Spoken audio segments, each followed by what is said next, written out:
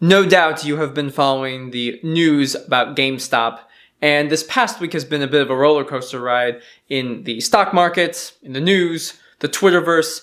Even electrochemists are talking about GameStop. And while this story continues to unfold, I think that there's some very valuable lessons about minimalism of all subjects that we can learn from this story. And in this video, I'm going to tell you about it. Before we begin, please give this video an early like. I would really appreciate it. It would help get the ideas and concepts of minimalism as well as investing out there to a wider audience. So I'm going to talk a little bit about GameStop, what I understand about it in the beginning. And then later, I'm going to talk about some of the deeper ideas about minimalism, financial minimalism, to a degree essentialism, that we can learn from this story. So GameStop's stock has actually decreased tremendously within the last decade, and many companies, big hedge funds, have actually made bets against it.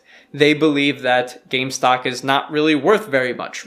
Traditional brick and mortar retail stores really have lost their touch, and there's a lot of short positions from these big hedge funds on GameStop. Now, a subreddit group known as Wall Street Bets, and their various users and members, who are a bunch of retail investors, just normal folk like you and me who have some money and decide that they want to trade stocks. One user has found an unusual situation. He has been monitoring GameStop stock for a long time. In his research of GameStop, he found a very unusual bit of information, which is that it is a heavily shorted company. But he discovered that there is so much of this short that there are more short positions than there are stocks in order to cover all those shorts. And that under the right conditions, if the stock value of GameStop were to increase, there would start to become this buying frenzy that people would need to all of a sudden purchase shares of GameStop to cover their short positions. With so few shares compared to the demand, the price would all of a sudden start to increase.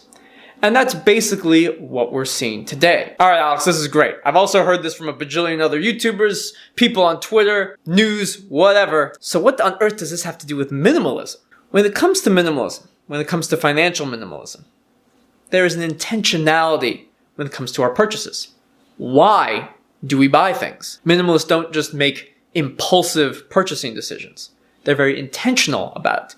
They are mindful about the space that they have, and they try to remove as much clutter.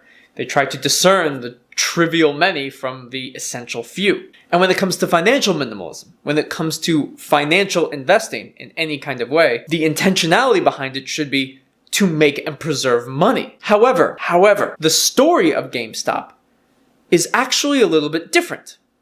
There's a different intentionality about GameStop that has got people buying it for a reason other than making money. All of these hedge funds, they kind of represent this idea of Wall Street, corporate America, power. And then the smaller Wall Street Bets Reddit group is just common folk, retail investors, people like you and me, Main Street. And there's now seems to be this power battle between Main Street and Wall Street. Trading apps such as Robinhood and I believe TD Ameritrade have now canceled your ability to actually buy that individual stock. GameStop, you can trade anything else, but GameStop and AMC and some of these other smaller, heavily shorted positions are now being blocked by these bigger companies. And so while most of the time somebody will make a financial decision to make more money, especially when it comes to purchasing a stock or an asset, but I think there's a deeper idea about corporate America, and that people are not necessarily buying a stock to make money, but they're buying a stock to represent something, to be a symbol of something, even if it doesn't necessarily make financial sense. Whenever we buy something, we make a purchase, it may not always be for the best financial decision. Some people will just buy regular conventional produce because it's cheap and inexpensive. A more expensive option would be to buy locally raised produce. The produce itself may be the same, and the financially better option would be to just buy the conventional one.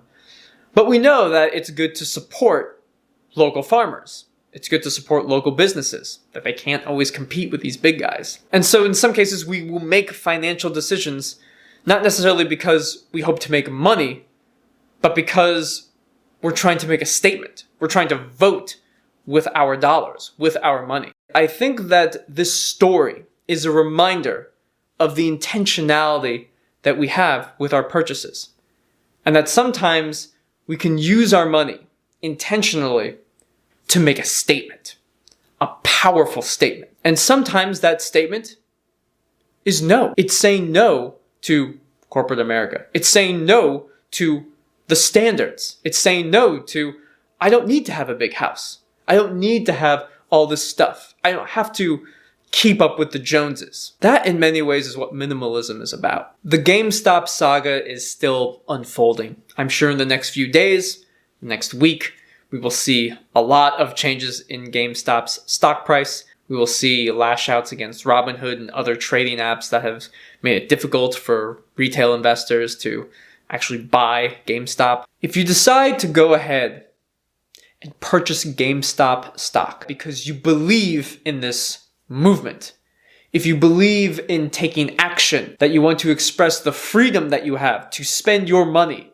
to buy something, to support a cause, I just ask that you be mindful with your purchases and you express intentionality. And you express intentionality for good. I know that we sometimes want to stick it to the man when it comes to these big corporate hedge funds and Wall Street people, but I just don't feel very good about hurting anybody.